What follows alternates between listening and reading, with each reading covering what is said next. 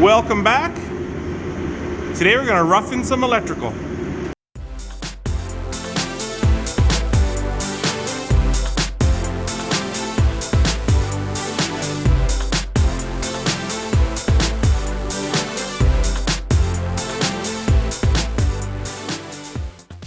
Well, it's another week and moving on to something a little more fun, a little more technical. I'm going to start roughing in some wiring. What I got here is a roll of 14-2 standard hose wire. This is going to be running everything that's 110 volt, 15 amps. So it'll be my outside security light, my fan in the middle of the ceiling, my exhaust fan, and my 6 ceiling lights that go across the top. Now I'll be running these on 2 separate circuits. All the lights will be on one circuit, and the 2 fans will be on their own circuit, just because they're electric motors, and I'm pretty sure I have to have a main disconnect in the box for them. So I've started doing the ceiling ones first, mainly because I want to get my vapor barrier up here. I'm losing like 90% of my heat out the eaves and out the ridge vent. It's hard to keep it above -8 in here now. So what I got here, I'm going the old school way. So metal box and a vapor hood. I'm not worrying about all those new fancy plastic boxes and stuff they have these days. This is still half the price. So vapor hood goes on first, and then you screw your box into the joist or the truss. I got it going into the truss and going into the strapping. This vapor hood will make it so that when I run my poly vapor barrier across the ceiling, I can cut out the hole for access and then tape it back up and seal it off. So the man door is going to be here. So as soon as you come in, this is where the electrical box is going to be for all the lights and fans. So I've gone through and I've drilled a couple holes, and 2 holes way up there. You can see through into the ceiling.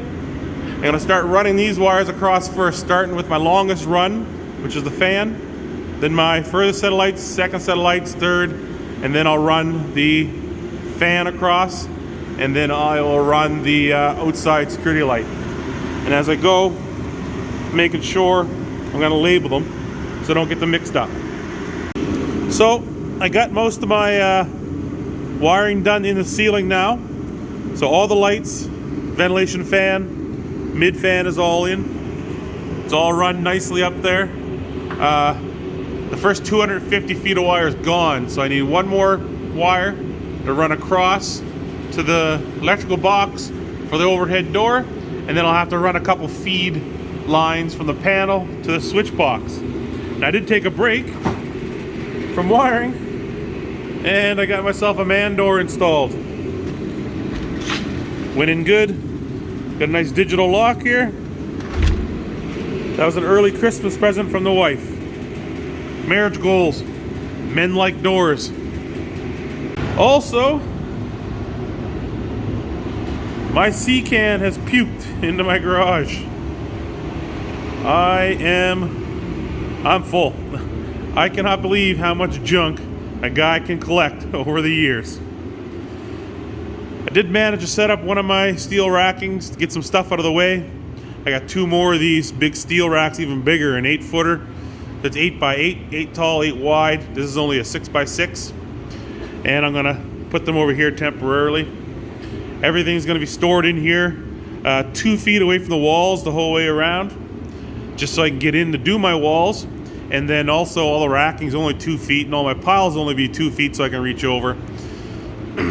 But I had to dump the C-can. It is sold, and it's leaving this weekend. So we had a good weekend here of half decent weather. So I decided to empty it out.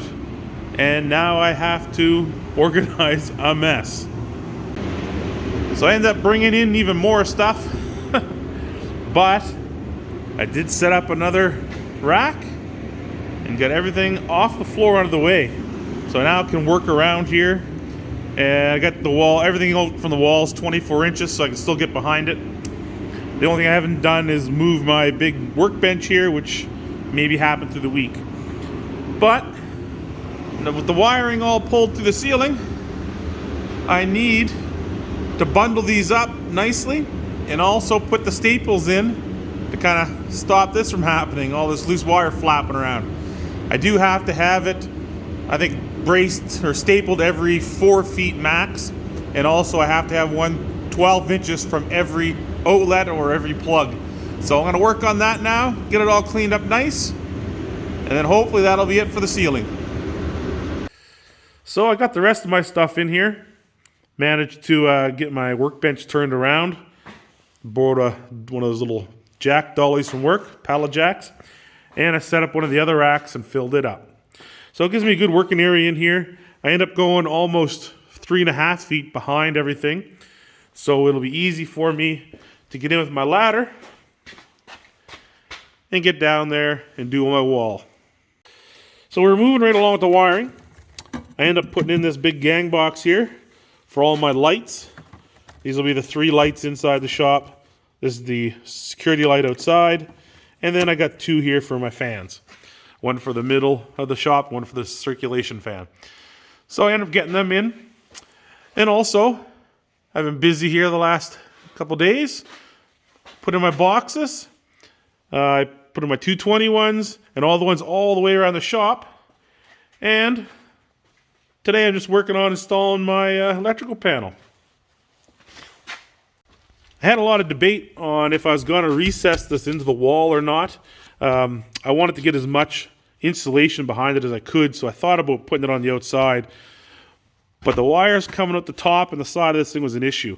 I can't have any exposed wire. So if this was a mount to right to the wall, I'd have to put something like a wooden cap around this thing to hide the wires.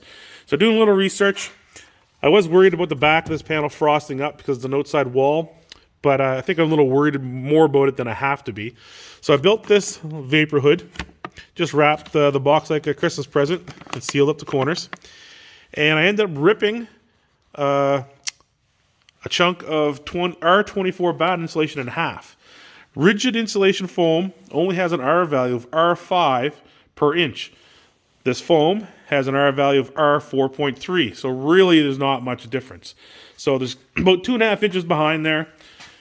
It's not crushed. I can still get my hand in here right nice. It's still nice and soft and fluffy, so it should insulate well. And then I temporarily drilled a hole right to the wall. We'll go around here, outside, to where the electrical will come in. Next spring, I'll be digging a trench that'll go across to the corner of the house here, also with the gas. And this is where it'll come in. And this is just temporarily stuck in the hole just to cover it up for the winter. And it is definitely winter. We've been stuck minus 30 to minus 40 for about the last almost a week now, and I am done with it. So up here is my electrical connection, which is going to be for my forced air furnace up here, which will be natural gas, but it has to be on its separate circuit. So I ran this one first, just some of the extra wire I have over. This will be the safety switch to shut it off because it has to have its own kill switch. And then I just got it running into the box here for now with these clamps. I don't have any breakers yet. I still got to figure out how many I want and how I'm going to load this. I want to try to even it out to the best I can on both sides, even though it's not a big deal because I'm only running like single phase wiring. But I do want to keep the load distributed as best as I can. So the next step is I got to get myself some more wire. I need some 12-2 so I can run 20 amp around all these plugs. And then I got to get some wire for my 220 for my welder here, and also the 220 for where the compressor is going to be over there. Now, in one of these storage containers here, in this pile of mess, I do have wire that's good for 60 amps. So it's overkill for this plug, but perfect. And I got to find it because the stuff's expensive, and it's enough that I can run from this box into the panel, and I'll take care of that one. The compressor is 220 wire, but it's only 20 amps. It says on the side of the compressor it runs at 14.5 on startup.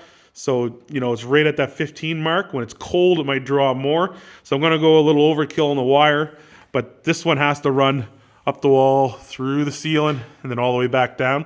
So I'm going to measure that out, and it'll be a little bit pricey, but, it's better safe than sorry. I'll do it right, and I'll never have to worry about it. So just finishing up for today. This is going to be the end of this video, but I end up running my 20 amp wire. So this is where the garage door opener will be. I brought it down into the box, and I also run my wire for all my plugs. All outlets or receptacles around the garage here are going to be 20 amp, and they're on 3 separate circuits, so every wall is on a different breaker. So I ran the main run all the way down to the back. Then this one here, of course, just jumped from side to side. Then I had to go across the ceiling there. You can see the yellow wire